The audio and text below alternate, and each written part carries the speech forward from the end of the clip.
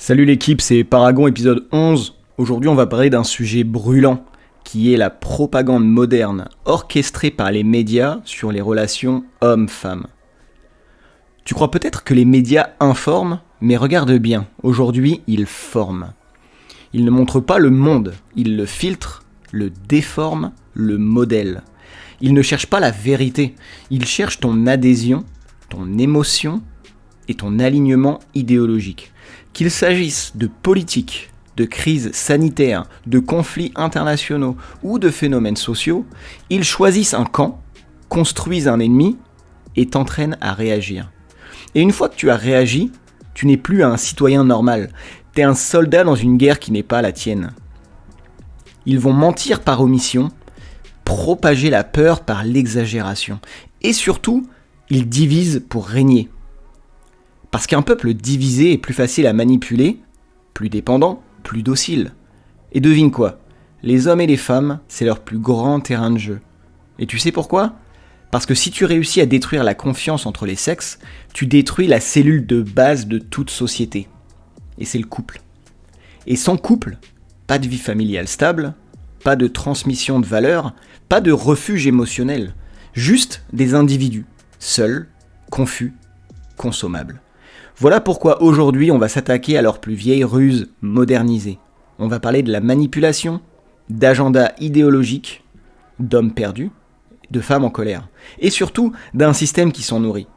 Alors bienvenue dans la matrice médiatique, celle qui t'a fait croire que l'autre genre est ton ennemi. Mais aujourd'hui tu vas comprendre qui est vraiment derrière le conflit. Aujourd'hui on va poser une vraie question, une question que trop peu de gens osent poser. Pourquoi les médias entretiennent-ils volontairement le conflit entre les hommes et les femmes ? Pas pourquoi ça existe, mais pourquoi on l'alimente. Pourquoi on en vit et pourquoi on en fait un spectacle. Déjà parce que le conflit c'est un moteur d'attention. Les médias, ils ont un objectif qui est très simple, c'est attirer donc ton attention.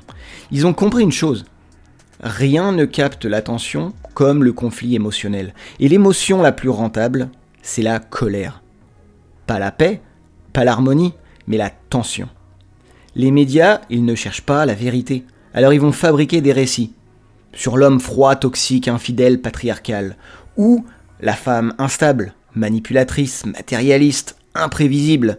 Et ils vont opposer ces images comme des camps ennemis, parce que le clash fait vendre.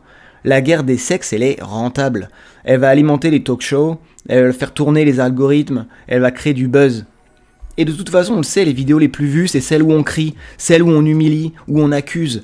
On a transformé les blessures en contenu, la souffrance, des ruptures en réel, le rejet en spectacle. Parce qu'un couple qui s'aime, ça fait pas de bruit, ou du moins pas assez. Alors qu'une femme qui va hurler sur son ex, ou un homme qui va accuser les femmes de plus rien valoir, alors ça c'est du contenu viral. Alors c'est pas de l'information, c'est de la provocation programmée. Mentir et exagérer, c'est bien entendu la monnaie courante, tout comme l'utilisation d'influenceurs qui vont aider finalement à apporter un sentiment de crédibilité. Parce que diviser, pour eux, c'est fidéliser. Un public en colère est plus engagé qu'un public apaisé. Et plus tu réagis, plus tu consommes. Plus tu consommes, plus tu restes captif. Donc plus on divise, plus on attire. Plus on attire, plus on vend. La psychologie humaine, finalement, elle est très manipulable. Parce que les médias, ils vont exploiter ça sous différents aspects. Alors, les femmes ont été blessées par des hommes. Les hommes se sentent trahis par les femmes. Ils créent alors des récits, souvent fictifs, avec des mises en scène qui vont valider ces douleurs, sans les guérir. Pourquoi ? Parce qu'un public qui souffre revient chercher du contenu. C'est comme gratter une plaie au lieu de la soigner. Tu restes dépendant du pansement, mais tu guéris jamais. Ça reste aussi une stratégie commerciale super puissante. Le conflit homme-femme, c'est devenu un marché. Regarde juste autour de toi. T'as des coachs en séduction un peu partout maintenant. T'as des chaînes Red Pill. T'as des influenceuses self-love. T'as des podcasts de vengeance féminine pour des femmes blessées. Ou t'as des podcasts de virilité radicale pour des hommes perdus. Chacun va prêcher sa version de la guerre parce que ça paye. Chaque blessure, ça devient une cible marketing, et chaque frustration devient un argument de vente. On vend des formations, des produits dérivés, des idéologies. Les médias ont compris que si t'es frustré, tu consommes. Si t'es blessé, tu commentes, et si t'es dégoûté, tu partages. Donc ils veulent pas que tu guérisses. Ils veulent juste que tu continues à cliquer. Tu penses que tu t'informes, mais tu t'intoxiques. Et pendant ce temps-là, l'amour, ça devient une arène. L'unité, ça devient un risque. Et les gens deviennent finalement des profils à jeter. Mais on va se demander maintenant, c'est quoi l'impact réel chez l'humain ? Chez les hommes d'abord. Les médias envoient finalement aux hommes un double message. Sois fort, mais pas trop. Sois sensible, mais pas fragile. Sois masculin, mais attention à ne pas heurter. Résultat, t'as une confusion identitaire, t'as un repli sur toi, un détachement émotionnel, une hyper-consommation de contenu et un vrai sentiment de solitude. Certains vont fuir les femmes, d'autres les combattre, mais peu apprennent réellement à aimer, parce que personne ne leur a montré comment faire confiance sans se soumettre. Les femmes maintenant. On a vendu l'émancipation sans effort intérieur. Les femmes ont cru qu'être libre, c'était ne plus avoir besoin de personne. Mais être libre, c'est pas être seul, c'est être capable de choisir sans haïr. Alors les femmes deviennent exigeantes, mais pas heureuses. Indépendantes, mais épuisées. Les femmes vont rejeter les hommes, mais rêvent encore de connexion. Et quand elles aiment, elles ont peur d'être perçues comme faibles. Parce qu'on leur a dit depuis le début que d'aimer, c'était se soumettre. Donc résultat, on se retrouve avec des hommes et des femmes qui souffrent cruellement de solitude et en crise de confiance et en crise identitaire. Et le pire dans tout ça, c'est l'impact que ça a sur la jeunesse. C'est là que c'est le plus dangereux. Parce que les jeunes, ils vivent pas dans l'amour, ils le scrollent. Ils construisent pas des relations, ils les testent. Ils voient des vidéos où l'amour est un rapport de pouvoir, les influenceurs qui leur apprennent à manipuler, des jeux de rôle toxiques glorifiés comme des normes. Ils vont apprendre à calculer avant de ressentir, à plaire avant d'être, à séduire sans s'attacher. Ils vont arriver à 18 ans avec déjà des clichés de l'autre sexe, sans avoir jamais connu la beauté d'un vrai lien. C'est caricatural, c'est malsain et surtout c'est faux. Alors oui, il y a des hommes toxiques, oui, il y a des femmes manipulatrices, mais ce que les médias ne montrent jamais finalement, c'est la nuance. Mais tout ça, c'est une stratégie de domination culturelle. Pourquoi entretenir ça ? Pourquoi détruire la confiance ? Parce qu'un homme et une femme unis, équilibrés, matures, c'est une force sociale.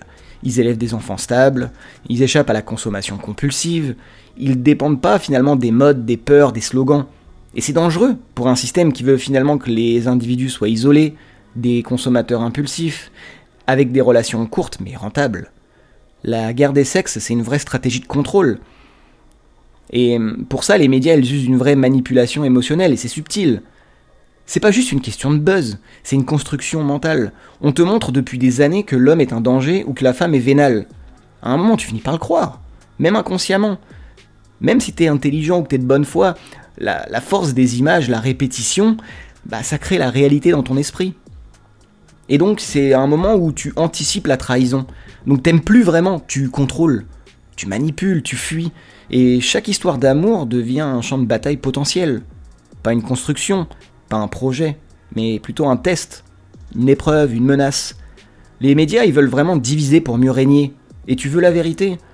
Un homme et une femme qui sont unis, solides, respectueux l'un de l'autre, c'est dangereux pour eux. Parce qu'un couple construit devient indépendant. Donc ils achètent pas n'importe quoi pour combler des manques. Ils vont pas voter selon la peur, et ils élèvent des enfants avec des valeurs. Donc oui, c'est une menace. C'est pour ça qu'ils vont diviser, qu'on polarise. On fait croire à l'ennemi que voilà, c'est l'autre sexe. Mais non, l'ennemi c'est le système qui se nourrit de nos conflits. C'est la télé, c'est les journalistes, c'est les politiques, c'est la législation. Parce que finalement ils sont tous intimement liés à des idéologies, et donc dénués de toute neutralité. C'est le narratif qui t'empêche de penser par toi-même. C'est la peur de l'autre qui te vole ton humanité. En entretenant finalement une lutte constante entre les hommes et les femmes, les médias vont empêcher l'unité. Et une société divisée, elle est plus facile à contrôler. Si tu regardes les réseaux, tout le monde parle de rapports de force, de masculinité toxique ou de femmes hypergamisées. Mais personne vraiment parle de construction, d'écoute, de réconciliation. Parce que ce qui unit devient fort, et ce qui est fort devient libre. Or les masses, libres, ne consomment pas aveuglément. Donc faut essayer de reprendre le contrôle sur tout ça. Mais comment on fait ? Est-ce qu'il faut crier plus fort ? Est-ce qu'il faut accuser plus fort ? Non. Il faut désactiver le poison. Filtrer ce qu'on consomme. Réapprendre à regarder l'autre avec la curiosité et pas la méfiance. Si tu veux la paix entre les hommes et les femmes, commence par arrêter les caricatures. Tous les hommes ne sont pas des monstres, tout comme toutes les femmes ne sont pas intéressées. Toi, t'es pas obligé d'entrer dans ce petit jeu. Tu peux aimer et être fort. Tu peux t'engager et rester libre. Tu peux faire confiance et être lucide. Mais pas si tu laisses les médias penser à ta place. Donc pour conclure, les médias ne cherchent pas l'équilibre. Ils ne veulent pas que tu comprennes, que tu pardonnes ou que tu construises. Ils veulent que tu réagisses et que tu consommes, que tu restes divisé. Parce que la peur attire, la haine captive, et chaque émotion que tu perds, ils l'exploitent. Les médias, elles ne sont pas là pour t'unir, ils sont là pour te faire donc réagir, te rendre dépendant. Ils veulent que ton émotion, soit exacerbée.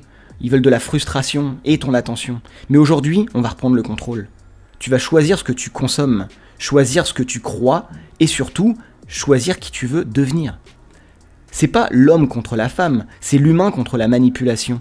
Et si t'as écouté jusqu'ici, c'est que tu refuses d'être un pion. Alors, construis. Aime avec lucidité et protège ta paix comme une discipline. Et n'oublie pas, chez Paragon, on parle aux âmes qui veulent grandir et pas aux égos qui veulent briller. Alors, abonne-toi si tu veux plus de contenu qui libère au lieu de diviser. Partage cette vidéo à quelqu'un qui mérite mieux que la guerre des genres. Et on se tient au courant pour plus de contenu de toute façon dans les prochaines semaines. Donc restez abonnés, likez et ciao.